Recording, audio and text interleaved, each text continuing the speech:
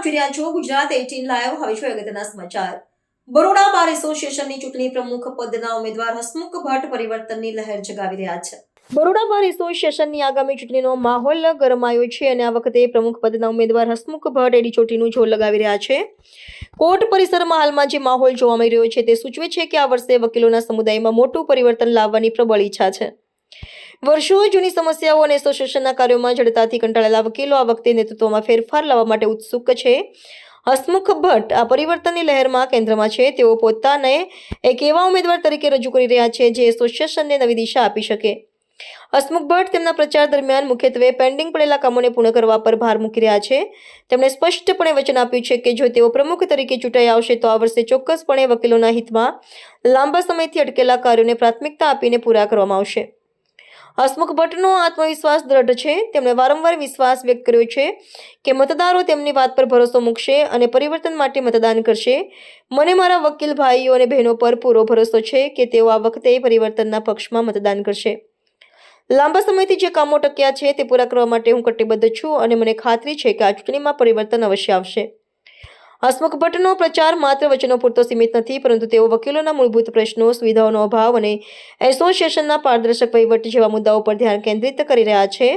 આગામી 17મી તારીખની ચૂંટણીમાં પરિવર્તનની લહેર ખરેખર મતપેટીમાં ફેરવાશે કે કેમ તે જોવું રસપ્રદ રહેશે. બસ વડોદરા વકીલ મંડળની ચૂંટણીના કાઉન્ટડાઉન ચાલુ થઈ ગયા છે અને પ્રચારની કાર્યવાહી પણ જોરશોરથી ચાલી રહી છે. બહુ મતદારોએ મનથી નિશ્ચય કરી દીધેલો છે કે આ વખતે પરિવર્તન પરિવર્તન પરિવર્તન. ખાસ કરીને તમે હાલ પણ હમણાં પ્રચારમાં નીકળ્યા છો, વકીલો તમને આવકારી રહ્યા છે, શું કહેશો?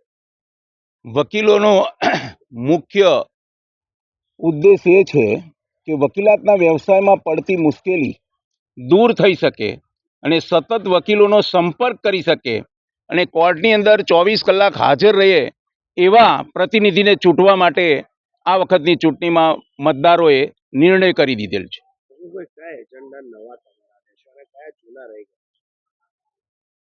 મેઇન તો વસ્તુ એ છે કે હાલમાં જે જુનિયર એડવોકેટો આવે છે EIBની એક્ઝામ પાસ કર્યા બાદ જે પ્રેક્ટિસમાં જોડાય છે તેઓને દાવાની અંદર અને ક્રિમિનલ ટ્રાયલ ચલાવવાની અંદર કેટલીક મુશ્કેલી પડી રહી છે. એ મુશ્કેલી દૂર કરવા માટે એમના માટે સિનિયર એડવોકેટો દ્વારા પ્રશિક્ષણ વર્ગ શરૂ કરવાનો એ પહેલી પ્રાયોરિટી મારી રહેશે. અને જે વકીલશ્રીઓને પાર્કિંગમાં મુશ્કેલી પડે છે એ પાર્કિંગની સમસ્યા દૂર કરવામાં તેમજ પોલીસ સ્ટેશન કે ન્યાયતંત્રની અંદર જે કંઈ વકીલોને અન્યાય થઈ રહ્યો છે એ અન્યાય દૂર કરવાનો પહેલી પ્રાથમિકતા રહેશે. ચૂંટણી પ્રક્રિયા કેવી હોવી જોઈએ? ચૂંટણી મતદાનની પ્રક્રિયા કેવી હોવી જોઈએ?